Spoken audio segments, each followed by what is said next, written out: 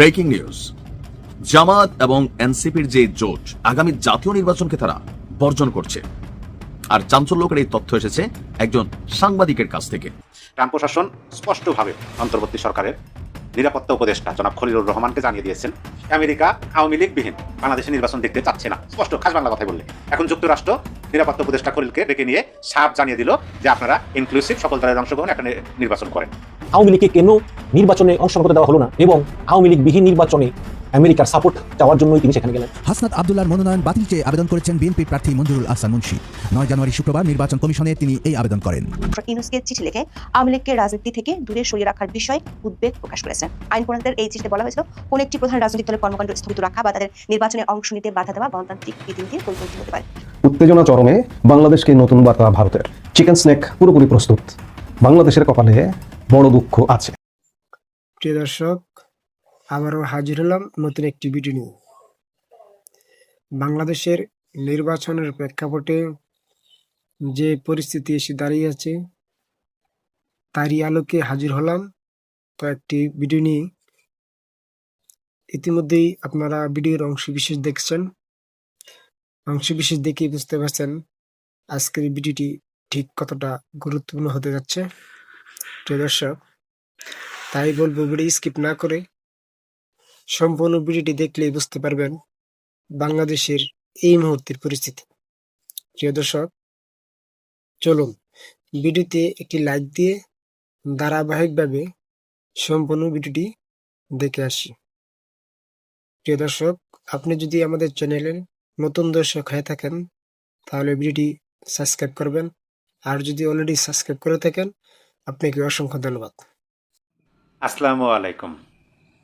প্রিয় দর্শক, দেখুন দেশের মানুষ জেগে উঠেছে। দেশের মানুষ এখন শুধু বর্জন নয়, প্রতিবাদ করতে শুরু করছে। আমি একাধিক ভিডিওতে আপনাদেরকে বলছিলাম যে আওয়ামী সভানেত্রী শেখ হাসিনা তিনি ডাক দিচ্ছেন যে যদি আওয়ামী লীগবিহীন নির্বাচন একটা হয়, মহাজন ইউনূস সাহেব যদি নির্বাচন একটা করেই দেয়, বা এমন একটা নির্বাচন যদি বাংলাদেশে হয়ে যায় যে নির্বাচনের ব্যালট পেপারে আওয়ামী লীগের প্রতীক অর্থাৎ নৌকা প্রতীক থাকবে না, তাহলে সেই ব্যালট পেপারে আওয়ামী লীগের ভোটাররা ভোট কেন্দ্রে যাবে না, ভোট দিতে যাবে না। এরকম ডাক কিন্তু শেখ হাসিনা দিছে। এবং আমি আপনাদেরকে একাধিক ভিডিওতে একাধিকবার বলছি যে দেশের মানুষ তাতে সাড়া দিছে। দেশের মানুষও এখন বলা শুরু করছে নো ভোট নো ভোট, মানে নৌকা নাই ভোটও নাই, মানে নৌকা নাই, তারা ভোট কেন্দ্রেও যাবে না, ভোট দেবে না, বিষয়টা এরকম। এখন আমি আজকে আপনাদেরকে একটা ভিডিও দেখাবো। সেই ভিডিও দেখার পরে আপনার চিন্তা ভাবনা আরও একটু পরিবর্তন হবে, আর একটু পাল্টে যাবে। ওই যে আগের চিন্তা ভাবনা যে দেশের জনগণ এটাকে শেখ হাসিনার বক্তব্যে সাড়া দিছে, তারা যাবে না, একতরফা নির্বাচন, ম্যাটিকুলাস নির্বাচন তারা মেনে নিতে পারতেছে না, তারা নিজেদের মতো করে প্রার্থী বেছে নিতে পারতেছে না, সেই হিসাবে ভোট কেন্দ্রে যাবে না। কিন্তু এই ভিডিওটা দেখার পরে আপনার কাছে মনে হবে যে না, শুধু বর্জন নয় যে আমি ভোট কেন্দ্রে যাব না, আমি ভোট দিতে যাব না, একতরফা নির্বাচন, নৌকা নাই, এত বড় একটা রাজনৈতিক দল, সেই জন্য আমি ভোট কেন্দ্রে যাব না, এই দলকে বাইরে রেখে নির্বাচন হচ্ছে। শুধু এরকম না যে আমি বর্জন করছি, আমি ভোট কেন্দ্রে যাব না, আমি ভোট দিতে যাব না, এরকম নয়। প্রতিবাদ করা শুরু করছে, প্রতিবাদ শুরু হয়েছে যে ভোট কেন্দ্রে তো যাবই না, বরঞ্চ এই যে ভোট হইতেছে সেটার প্রতিবাদ করতেছে। আপনি ভাবুন, এই যে বিষয়গুলো সামনে আসতেছে, এখনো তো 1 মাস বাদ আছে। একটি জোট ক্ষমতায় চলে আসে এবং তারা যদি ক্ষমতাটা পায়, গণতান্ত্রিক ভাবে তারা ক্ষমতা পাবে, কিন্তু ভোটারদেরকে মনে রাখতে হবে যে ভোটের যে পরিণতি এবং ভোটের যে ফলাফল, সেই ফলাফল তো নির্বাচনের পরের দিন হবে না, এটা দীর্ঘমেয়াদী ফলাফল আছে। ফলে যেমন বীজ করবে বপন, তেমন গাছ হইবে আপন। আমাদের ধর্মগ্রন্থে পর্যন্ত এরকম আছে যে যারা নিজের অত্যাচারী জনগোষ্ঠী আর কি, তাদের নেতা হয় তার চেয়ে বড় অত্যাচারী একটা লোক, তাদের উপরে আল্লাহ তার চেয়ে অত্যাচারী একটাকে বসিয়ে দেন, যাতে করে এরা অত্যাচারের মধ্যেই থাকে। কোন কোন অপরাধের জন্য দায় মুক্তি, এইটা পরিষ্কার ভাবে একটু বলা দরকার। দ্বিতীয়ত, 5ই আগস্ট পর্যন্ত জুলাই যুদ্ধ চলেছে, ফলে 5ই আগস্ট পর্যন্ত দায় মুক্তি হতে পারে। এটা দীর্ঘমেয়াদে বাড়িয়ে দিয়ে আরো তারিখ বাড়িয়ে দায় মুক্তি আসলে হতে পারে না, কেননা 5 তারিখের পরে জুলাইয়ের স্বাধীনতা অর্জিত হয়েছে। তাহলে জুলাইয়ের যে স্বাধীনতা অর্জনের পরে তারপরে যদি কেউ মনে করেন ব্যক্তিগত ক্ষোভের কারণে কাউকে যে চর মেরে থাকে, সেটা তো দায় মুক্তি হতে পারে না। আপনি তো যুদ্ধ করেছেন বলে কাউকে চর মারার স্বাধীনতা পান নাই। জুলাই যোদ্ধা কে কে প্রমাণ করবে যে সে জুলাই যুদ্ধ করেছে আর কে করে নাই, সেটাও বল।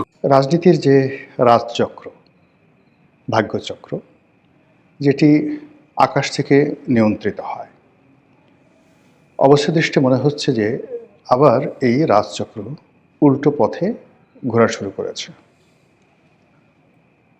আপনারা যদি গত 17 মাসের এই যে রাজনীতির যে পট পরিবর্তন, রাজনীতির স্রোত, বিভিন্ন পক্ষে বা বিপক্ষে যে জনজোয়ার,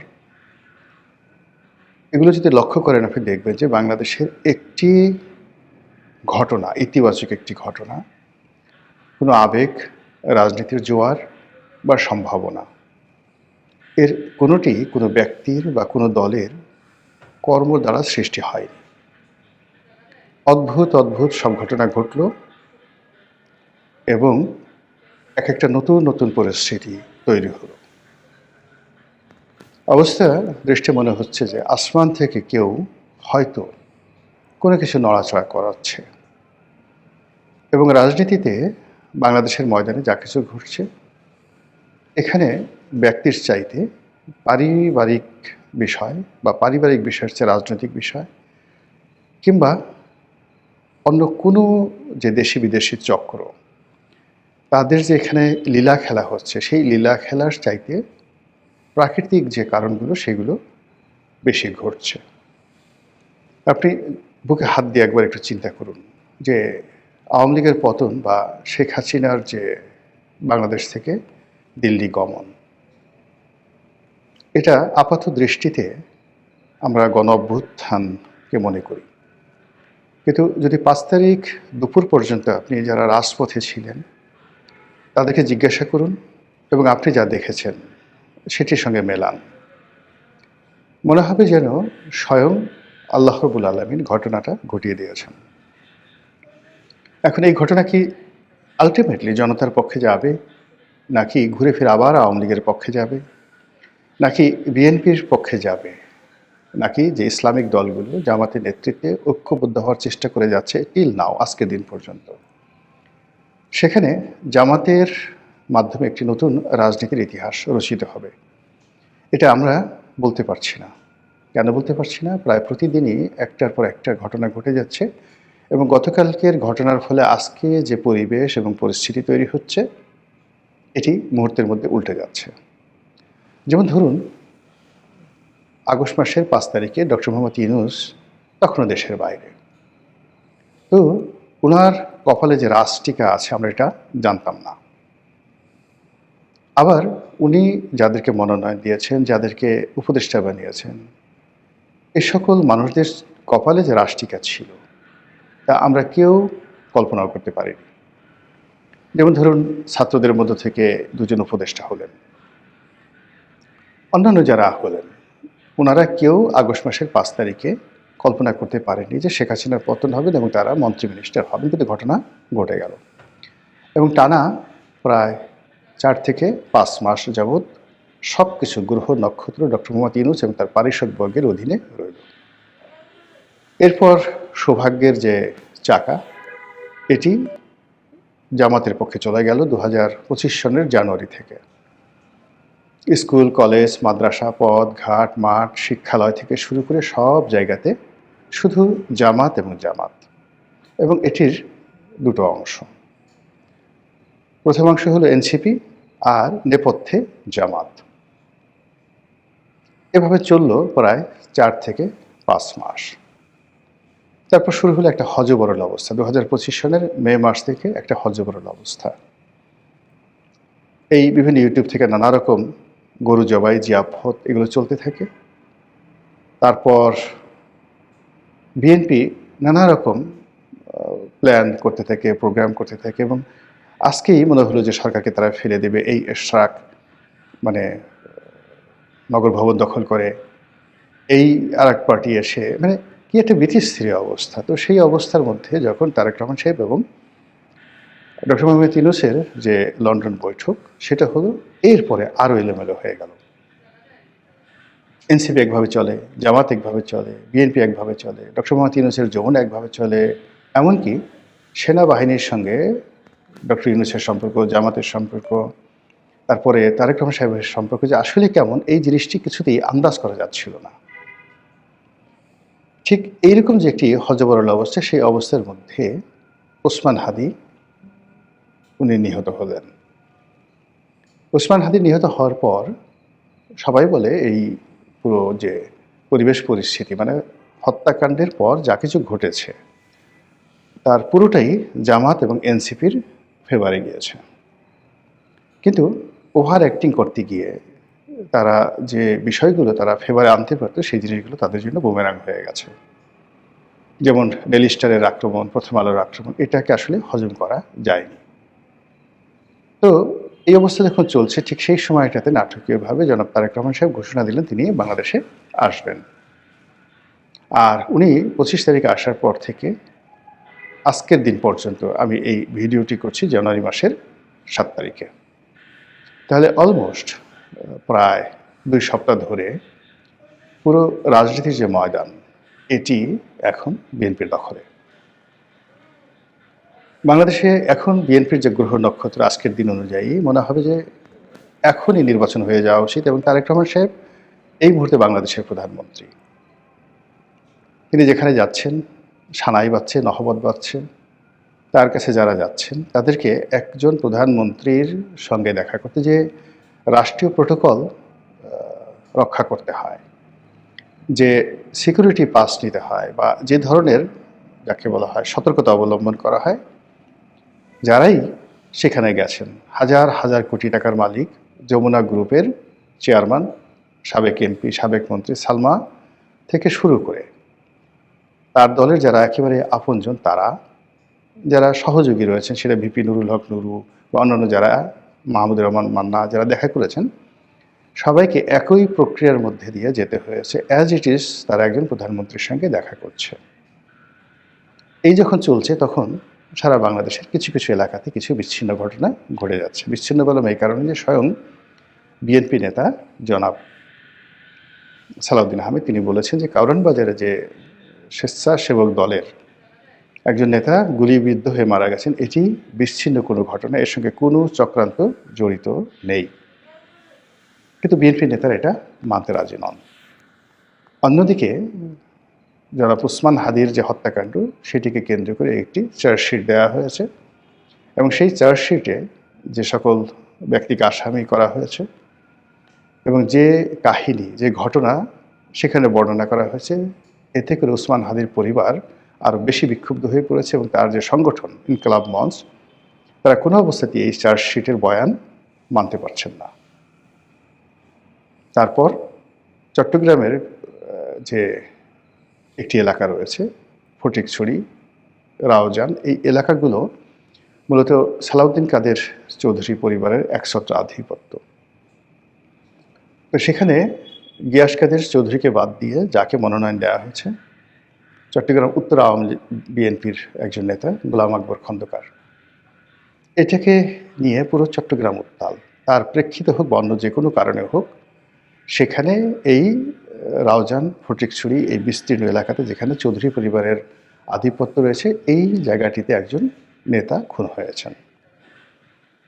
এর বাইরে রাজশাহী, চাঁপাইনবাবগঞ্জ থেকে শুরু করে বিভিন্ন এলাকা থেকে যে সকল খবর আসছে, সেই খবরগুলোকে আপনি যতই বিচ্ছিন্ন বলার চেষ্টা করেন, কিন্তু একটির সঙ্গে অপরটি যদি মিলিয়ে দেন তাহলে আপনি বুঝতে পারবেন যে বিএনপির ভাগ্যাকাশে যে সৌভাগ্যের পূর্ণিমার চাঁদ এই গত 15 দিন ধরে আলোক বর্ষণ করছিল, প্রভা দিচ্ছিল, প্রভা বিকিরণ করছিল, সেটি থমকে গেছে। এখন নানা জনে নানা কথা বলার চেষ্টা করছেন, মুখ ফুটে অনেকে বলছেন, আর অনেকে বুক ফেটে যাচ্ছে কিন্তু বলতে পারছেন না। এরই মধ্যে আন্তর্জাতিক অঙ্গনে দুটো ঘটনা ঘটল, ইউরোপ কেন্দ্রিক এবং ল্যাটিন আমেরিকা কেন্দ্রিক। ইউরোপে অ্যান্টার্কটিকার মতো করে একটি বরফ আচ্ছাদিত অঞ্চল রয়েছে, গ্রিনল্যান্ড, যেটি ডেনমার্কের সম্পত্তি দীর্ঘদিন ধরে, এবং এটার সঙ্গে ইউরোপের যাকে বলা হয় একটা প্রেস্টিজ জড়িত, পুরো ইউরোপের, শুধু এটা ডেনমার্কের সম্পত্তি না। এখন এটা ডোনাল্ড ট্রাম্প দখল করতে চাচ্ছেন, এটা নিয়ে ইউরোপের সঙ্গে তার বাকবিতণ্ডা। এরপর ল্যাটিন আমেরিকাতে যদি যান বা দক্ষিণ আমেরিকাতে যদি যান, সেখানে ভেনেজুয়েলার প্রেসিডেন্টকে ধরে আনার পর মার্কিন যুক্তরাষ্ট্রে যা কিছু হচ্ছে, যুক্তরাষ্ট্রের বাইরে যা কিছু হচ্ছে, এবং পুরো ল্যাটিন আমেরিকাতে যা কিছু হচ্ছে, ব্রাজিল, থেকে শুরু করে বড় বড় দেশগুলো যেভাবে আমেরিকার সাম্রাজ্যবাদের বিরুদ্ধে ফুঁসে উঠেছে, অবস্থা দৃষ্টি মনে হচ্ছে যে মাদুরোর বিষয়ে যুক্তরাষ্ট্রকে এটা সমঝোতায় যেতে হবে এবং তাকে পিছু হটতে হবে। আর এই মাদুরোর এই ঘটনার সঙ্গে সঙ্গে মিস্টার ডোনাল্ড ট্রাম্প নতুন করে ভারতের উপর খড়গ স্থাপন করেছেন। গত 1 বছর ধরে ভারতের সাথে সম্পর্ক স্থাপন, পুনঃস্থাপন, সম্পর্ক নষ্ট, এগুলো নিয়ে নানা রকম নাটক হয়েছে। সেই নাটকের প্রেক্ষিতে ডোনাল্ড ট্রাম্পও চেষ্টা করেছেন, মিস্টার নরেন্দ্র মোদীও চেষ্টা করেছেন, কিন্তু শেষ অবধি হয়নি। এর কারণ হলো স্বার্থের যে বিষয়টি, এটি উভয় পক্ষের জন্য জীবন মরণ সমস্যা। ভারতের অর্থনীতি এখন যেভাবে রাশিয়ান তেলের উপরে নির্ভর করছে, আমেরিকার দাবি মতো কোনো অবস্থাতেই তারা রাশিয়ার তেল কেনা বন্ধ করতে পারে না। আবার অন্যদিকে রাশিয়ার সঙ্গে ভারতের যে সম্পর্কটি রয়েছে, এই সম্পর্কটির মধ্যে যদি একটা বিচ্ছেদ ঘটানো না যায়, এটি আমেরিকার পক্ষে হজম করা কোনো অবস্থাতেই সম্ভব নয়। তো তর্জন গর্জন চলছিল এতকাল, তার প্রেক্ষিতে এখন যেটি হচ্ছে, আমেরিকা সম্ভবত কোমরে গামছা বেঁধে ভারতের বিরুদ্ধে নেমেছে। এবং আজকের এই ভিডিওটি যখন করছি তখন এর খবর হলো ভারতের উপর 500%, 500 টাইমস শুল্ক আরোপ করার যে অর্ডার, এই অর্ডারে ডোনাল্ড ট্রাম্প স্বাক্ষর করেছেন। কাজেই ভারত এবং আমেরিকার যে সম্পর্ক নষ্ট হয়ে গেল দিল্লির সাথে, এখন সঙ্গত কারণেই বাংলাদেশ দিল্লির পরিবর্তে ঢাকা, দিল্লির পরিবর্তে ইসলামাবাদ আমেরিকার জন্য একটা সেফ, যাকে বলা হয় টার্নিং পয়েন্ট হয়ে যাবে। আর সেফ টার্নিং পয়েন্ট যদি হয়, সেক্ষেত্রে এই গত 15 দিনে বিএনপির যে রমরমে অবস্থা, এর পেছনে আমেরিকার গুডউইল না ভারতের গুডউইল, আমেরিকার বেস্ট উইশেস না ভারতের বেস্ট উইশেস, আমেরিকার গ্রিন সিগন্যাল না ভারতের গ্রিন সিগন্যাল, এটা আপনারা বুঝে নেন। আর সেক্ষেত্রে যেটি হচ্ছে, যদি বিএনপির সঙ্গে আমেরিকার গ্রিন সিগন্যাল থাকে, সেক্ষেত্রে ভারত তার শত্রু হয়ে যাবে এবং ভারত ডক্টর মোহাম্মদ ইউনূসকে কাছে টেনে নেবে। আবার যদি ভারতের সঙ্গে বিএনপির কোনো দফারফা হয়ে থাকে, সেক্ষেত্রে আমেরিকা এই ডক্টর মোহাম্মদ ইউনূসকে আবার তারা কাছে টেনে নেবে। এরই কিছু আলামত আমরা দেখতে পাচ্ছি। মার্কিন যুক্তরাষ্ট্রেও এবং কাতার এবং ডক্টর মোহাম্মদ ইউনূস সরকারের কতিপয় কর্মকর্তাদের ঘন ঘন বৈঠক ঢাকাতে, ওয়াশিংটনে এবং কাতারের রাজধানী দোহাতে। এবং আপনারা জানেন যে ডক্টর মোহাম্মদ ইউনূসের নিজেরও একটা হিউজ মার্কিন লবি আছে এবং একই সঙ্গে তার যে নিরাপত্তা উপদেষ্টা ডক্টর খলিলুর রহমান, তিনিও মার্কিন যুক্তরাষ্ট্রের যে লবিস্ট গ্রুপগুলো রয়েছে তাদের সঙ্গে তার একটা দীর্ঘদিনের সম্পর্ক রয়েছে।